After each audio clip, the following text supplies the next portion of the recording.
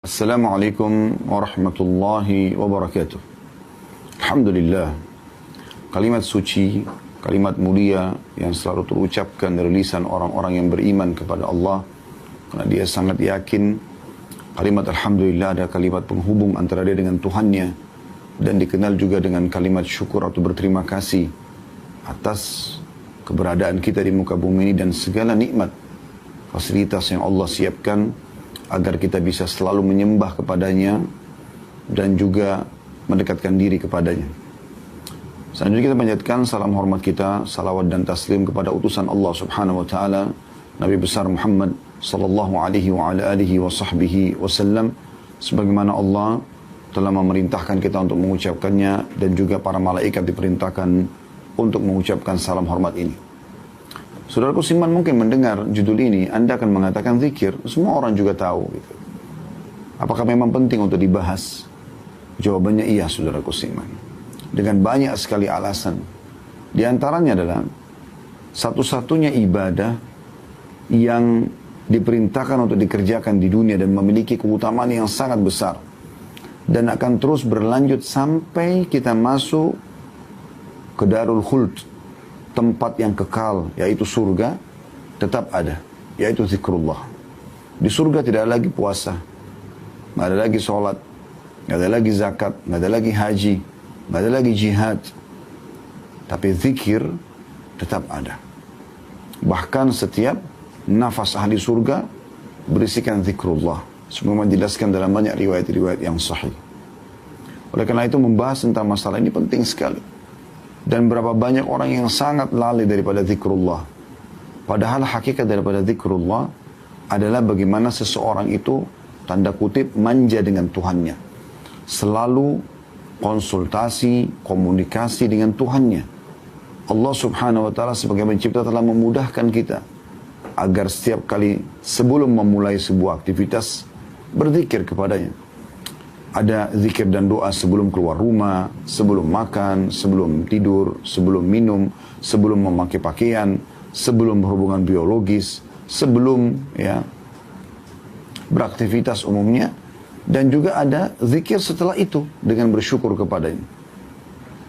Maka Allah subhanahu wa ta'ala memang menginginkan agar kita sebagai hambanya sering dekat dengan itu, selalu dekat dengannya. Dan di antara yang paling baik adalah zikrullah. Kalau kita bicara tentang makna zikir secara global, semua yang mengingat Allah diistilahkan dengan zikir. Maka masuk dalamnya, sholat adalah zikir, doa adalah zikir, kemudian haji, umrah, jihad, bakti sama orang tua. Semua yang mengingat perintah Allah diistilahkan juga dengan zikir secara global. Namun secara khusus, zikrullah, kalau dimutlakkan secara khusus adalah lafaz-lafaz zikir yang disebutkan secara khusus seperti habis sholat, zikir pagi petang, kemudian yang berhubungan dengan aktivitas kita sehari-hari seperti mau tidur, bangun tidur, mau makan, mau minum, habis minum, mau berhubungan biologis, mau pakai baju, buka baju, dan seterusnya.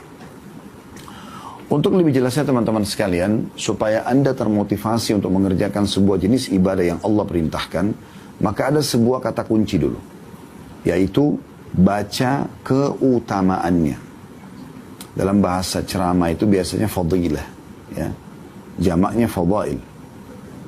Kalau kita mau rajin bersedekah, kita mau rajin sholat malam, kita mau rajin sholat duha, kita mau rajin bakti dengan orang tua, berzikir, berdoa, jenguk orang sakit, apa saja perintah agama, maka dianjurkan oleh para ulama membaca fadilahnya atau keutamaannya.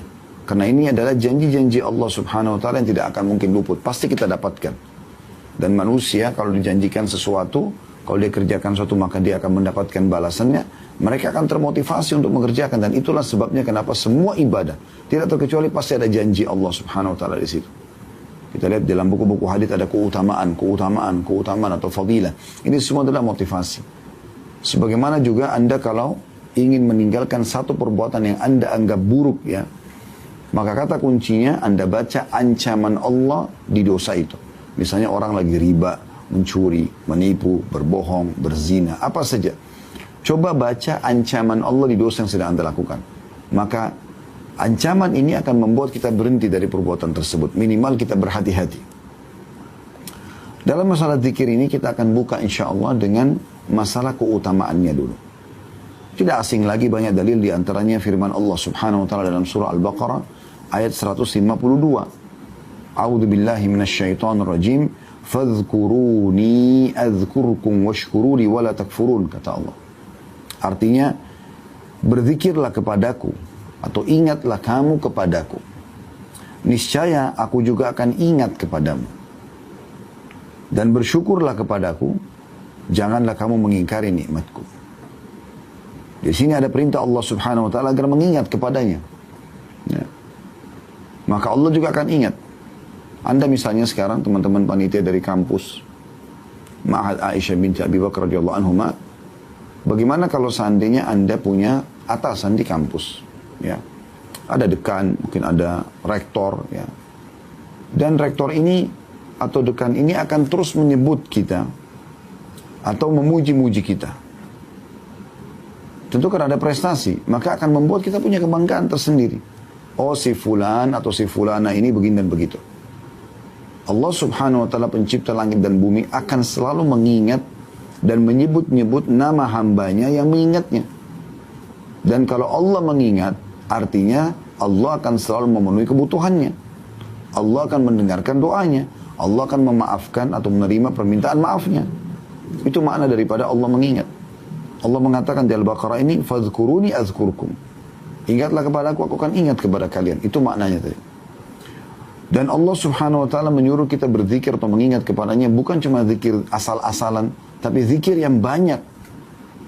Perhatikan dalam surah Al-Ahzab ayat 41 Allah berfirman, a'udzubillahi minasyaitonir rajim, ya ayyuhalladzina amanu dzkurullaha dzikran katsira. Hai orang beriman, berzikirlah kepada Allah dengan zikir yang banyak. Bukan hanya sekedar zikir, tapi ada kalimat atau kata katsira. Artinya sebanyak-banyaknya. Sebanyak-banyaknya. Bukan hanya 1-2 kali, tapi berulang-ulang.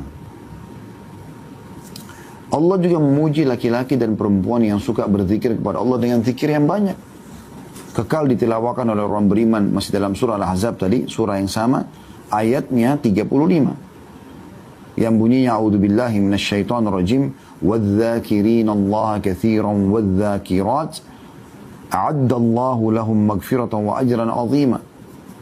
Laki-laki dan perempuan yang banyak berzikir atau mengingat dan menyebut-nyebut Allah di setiap keadaannya, setiap situasi dan kondisi, selalu berzikir kepada Allah SWT. Kagetnya menyebutkan atau berzikir kepada Allah. Subhanallah, Allahu Akbar, ya. La ilaha illallah. Itu juga dengan pujiannya, alhamdulillah, kagumnya, subhanallah, selalu berzikir kepada Allah Subhanahu wa taala. Dan laki-laki juga perempuan yang banyak berzikir kepada Allah, Allah telah menyediakan buat mereka ampunan dan pahala yang besar. Cirinya mereka tidak pernah diam, teman-teman sekalian. Lisannya selalu zikrullah, kecuali kalau memang ada hajat dia sedang menggunakan lisannya untuk yang lain. Dinukil kisah Syekh bin Baz rahimahullah, salah satu ulama Saudi, mufti Saudi yang sudah meninggal. Beliau kalau sedang menerima telepon seseorang yang sedang ingin menanyakan fatwa, sambil mendengarkan pertanyaan orang tersebut, sambil beliau berzikir kepada Allah. Nanti setelah selesai orang itu bertanya, ya, pada saat dia mau jawab, baru kemudian dia mengucapkan atau dia berbicara dalam bentuk nasihat. Tapi zikrullah selalu. Kecuali di tempat yang dimana Anda larang untuk berzikir. Maaf, misalnya di WC. Selain daripada ini, ya, alladzina yadhkurunallaha qiyaman wa qu'udan wa ala junubihim. Orang-orang yang suka berzikir kepada Allah dalam keadaan kondisi berdiri, duduk, bahkan berbaring, setiap keadaan. Itu baru dikenal dengan orang berzikir kepada Allah dengan zikir yang banyak. Allah Subhanahu wa taala juga menyebutkan dalam surah Al-A'raf ayat 205 tentang adab dan tata krama dalam berzikir. Jadi selain banyak ada caranya. Perhatikan di sini Allah jelaskan dengan sangat gamblang, walaupun cuman potongan ayat atau satu ayat saja, Al-A'raf 205, tapi perhatikan adabnya. A'udzubillahi minasyaitonirrajim, wadhkur rabbaka fi nafsika tadarruan. Ini yang pertama. Wa khifatan, 2. Yang ketiga, wadunal jahri minal qawli bil ghudwi wal asali wa la takum minal ghafilin. Ada 3 hal yang disebutkan dalam adab masalah ini. Wadhkur rabbaka fi nafsika, sebutkanlah nama Tuhanmu dalam hatimu, Itu dalam dirimu, tadarruan, dengan merendah diri. Bukan dengan kesombongan, tapi dengan tahu kemahagungan Allah. Kemudian wa khifah, rasa takut akan azab Allah. Ya. Takut kurangnya amal. Dan wadunal jahri minal qaul. Ini poin yang perlu digarisbawahi. Dan tidak mengeraskan suara. Tidak teriak-teriak. Banyak orang berzikir kepada Allah, tapi teriak-teriak. Sampai pernah ada sahabat Nabi, pada saat Nabi SAW mengajak mereka menembus atau sampai ke benteng Khaybar, benteng orang Yahudi. Mereka teriak dengan suara keras, Allahu Akbar, pada saat tiba di depan benteng. Padahal ini musuh sedang di depan mata, memang saatnya bertakbir gitu. Maka kata Nabi SAW, kecilkan suara kalian. Bukan harus ya teriak-teriak seperti itu. Karena yang sedang kalian sebut ini bukan zat yang tuli. Itu juga dalam satu waktu perjalanan Nabi SAW mengatakan, pulang dari peperangan, kalau kalian sedang menukik, bertakbirlah. Kalau kalian sedang turun, ya, bertasbihlah. Maka ada seorang sahabat, pada saat lagi menukik untanya di gurun pasir, teriak, Allahu Akbar. Kata Nabi SAW, kecilkan suara. Karena yang sedang kau panggil, bukan zat yang tuli, maha mendengar. Tahu apa yang dizikirkan. Maka ada adabnya. Nggak boleh teriak-teriak. Bagaimana Anda kalau ketemu dengan orang yang Anda hormati, lalu Anda teriak-teriak? Mungkin Anda diusir. Ada adab. Boleh ada suara, bukan tidak boleh, tapi jangan sampai berteriak-teriak. Lalu kata Allah, di waktu pagi dan petang. Maknanya, sepanjang pagi sampai menjelang petang, dan sepanjang petang sampai menjelang pagi lagi. Jadi tidak ada waktu untuk tidak berzikir gitu. Dan jangan kamu termasuk orang-orang yang lalai. Maknanya jangan ada detik-detik hidupmu di mana kau tidak isi dengan zikrullah. Perhatikan ini, bagaimana Allah menitik beratkan masalah pentingnya zikir itu. Kita dengarkan hadis Nabi SAW. Yang pertama adalah hadis yang diriwayatkan oleh Bukhari, jilid 11 halaman 208. Yang berbunyi, kata beliau SAW, Mathalul ladhi yadhkuru rabbahu walladhi la yadhkuru rabbahu. Mathalul hayyi wal mayyit. Perumpamaan orang yang berzikir kepada Tuhannya dan yang tidak berzikir, seperti orang yang hidup dan orang yang mati. Perhatikan orang yang hidup, bisa bergerak, bisa beraktivitas, bisa ngobrol, bisa melihat, bisa mendengar, bisa segala macam. Orang mati tidak bisa buat apa-apa. Saya subhanallah hari Jumat yang lalu, 2 pekan yang lalu, sempat sholat Jumat di dekat kantor. Ada jenazah yang mau disolatin selepas Jumat. Diletakkan jenazah itu di bagian teras masjid, tapi di sebelah jenazah itu masih ada soft sholat. Karena kalau ditaruh di dalam akan memakan soft gitu. Tapi saya duduk di belakang orang yang duduk di sebelah geranda jenazah itu, dan khutbah Jumat berjalan, sedang terjadi, sedang dikumandangkan. Maka saya melihat subhanallah, di sebelahnya orang hidup masih bisa mendengarkan khutbah, masih bisa mengambil manfaat, masih tercatat pahalanya, gitu kan? Sementara di sebelahnya sama dengan manusia juga, sama dengan dia manusia, tapi sudah mati, nggak bisa buat apa-apa lagi. Mungkin dia masih mendengar, tapi sudah tidak bisa berbuat apa-apa. Tidak bisa lagi beraktivitas. Maka beda sekali antara orang hidup dan orang yang mati. Maka itu perbedaan antara orang yang berzikir dengan orang yang tidak berzikir. Orang yang malas berzikir, teman-teman sekalian, akan masuk dalam kategori orang yang lalai. Akhirnya, kelalaian ini ditunggangi oleh syaitan. Ingat, kemaksiatan hanya akan terjadi di saat kita lalai atau ada waktu lowong. Kapan orang sibuk nonton sinetron, nonton film, dan lain-lain? Karena waktu lowongnya banyak. Nah, dia harus isi dengan hal-hal yang bermanfaat.